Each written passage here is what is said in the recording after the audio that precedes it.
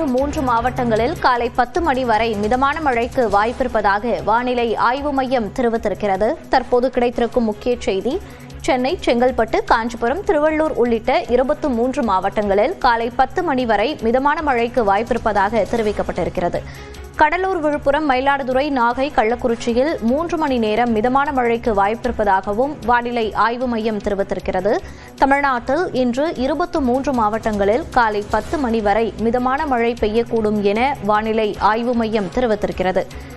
சென்னை, செங்கல்பட்டு, காஞ்சிபுரம், திருவள்ளூர் உள்ளிட்ட மாவட்டங்களில் 10 மணி வரை மழைக்கு வாய்ப்பிருக்கிறது. கடலூர், விழுப்புரம், மயிலாடுதுறை, நாகை, கள்ளக்குறிச்சியிலும் 3 மணி நேரத்திற்கு மிதமான மழைக்கு வாய்ப்பிருப்பதாக வானிலை ஆய்வு மையம் தெரிவித்திருக்கிறது. தஞ்சாவூர், திருவாரூர், அரியலூர், திண்டுக்கல், நீலகிரி, கோவையிலும் 3 மணி நேரத்திற்கு மழை பெய்ய வாய்ப்பிருப்பதாக வானிலை ஆய்வு மையம் தெரிவித்திருக்கிறது.